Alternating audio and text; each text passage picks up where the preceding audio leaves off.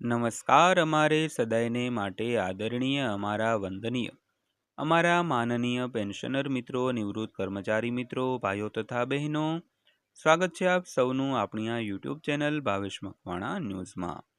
તો પેન્શનર મિત્રો, આજ સાંજના પેન્શન સમાચારમાં આપણે વાત કરવાના છીએ કેન્દ્રના ધોરણે ગુજરાત રાજ્યના નિવૃત્ત પેન્શનરો માટે પણ આજ તારીખ 14/8/2026ની સાંજે થઈ છે એક મહત્વની જાહેરાત.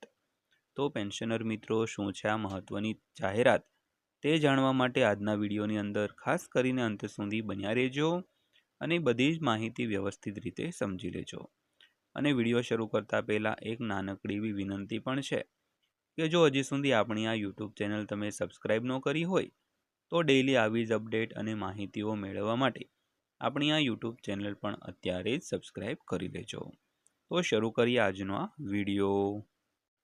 તો સૌથી પહેલાં જો વાત કરીએ તો 8મા પગાર પંચ પાસે 3 નવેમ્બર 2025ના રોજ તેની રચનાથી 18 મહિનાનો સમય છે, જેમાં તેની ભલામણો રજૂ કરવાની અંતિમ તારીખ મે 2027 છે.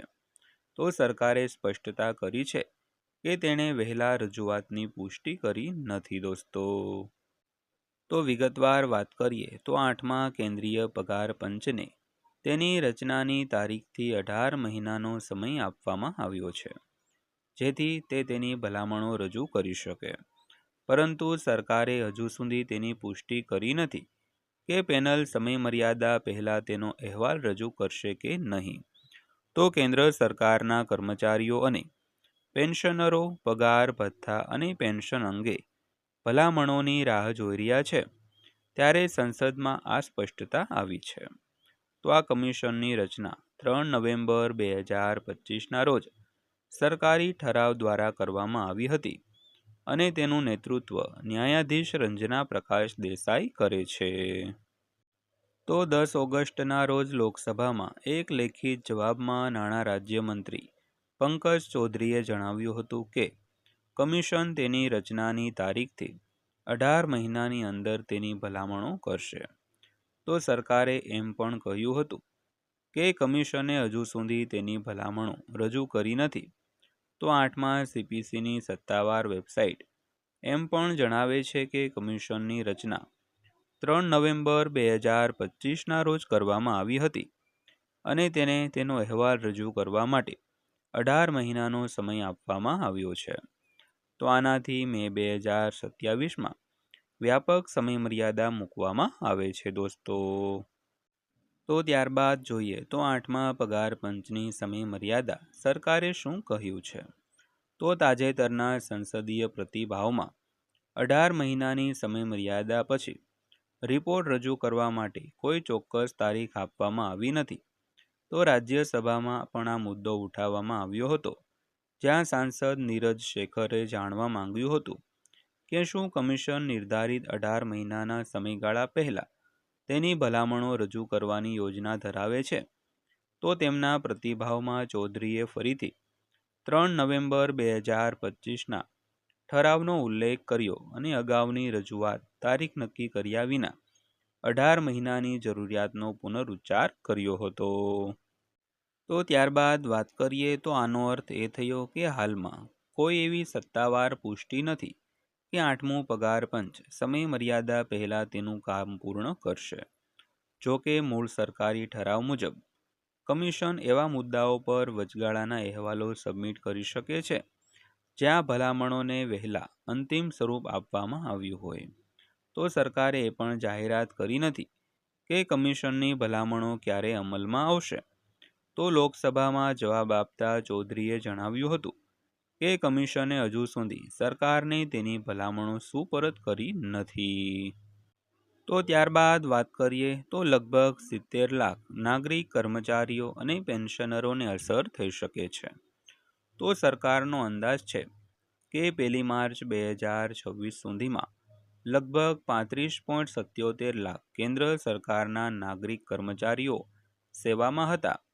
તો વધુમાં 31 ડિસેમ્બર 2025 સુધીમાં આશરે 33.74 લાખ પેન્શનરો અને કુટુંબ પેન્શનરો હતા. તો પેન્શનરોના આંકડામાં સંરક્ષણ પેન્શનરોનો સમાવેશ થતો નથી. તો કમિશનના કાર્યક્ષેત્રમાં પગાર સુધારણા, ભથ્થા, પેન્શન, કૌટુંબિક પેન્શન અને સેવાની શરતો સહિતના મુદ્દાઓનો સમાવેશ થાય છે. તો કમિશન હાલમાં પરામર્શના તબક્કામાં છે. તો કર્મચારી સંગઠનો, યુનિયનો, પેન્શનર સંસ્થાઓ અને અન્ય હિસ્સેદારોને મળે છે. તો તેની સત્તાવાર વેબસાઇટ આગામી હિસ્સેદારોના પરામર્શની યાદી આપે છે, જેમાં જયપુર, ચેન્નઈ, પોંડુચેરી અને ચંદીગઢની મુલાકાતનો સમાવેશ થાય છે દોસ્તો. તો ત્યારબાદ વાત કરીએ તો અલગથી કમિશને 11 ઓગસ્ટના રોજ સલાહકારોને જોડવા માટે તેમની માર્ગદર્શિકામાં આંશિક ફેરફારો કર્યા છે. તો સુધારેલી શ્રેણીઓમાં વરિષ્ઠ સલાહકારો અને યુવા વ્યાવસાયિકોનો સમાવેશ થાય છે, જેમાં HR, કાનૂની સંશોધન, IT, ડેટા વિશ્લેષણ અને ડેટા વિઝ્યુલાઇઝેશન જેવા ક્ષેત્રોને આવરી લેતી ભૂમિકાઓ સામેલ છે. તો સત્તાવાર HCPC વેબસાઇટ તેના નવીનતમ અપડેટ્સમાં આ ફેરફારની યાદી આપે છે.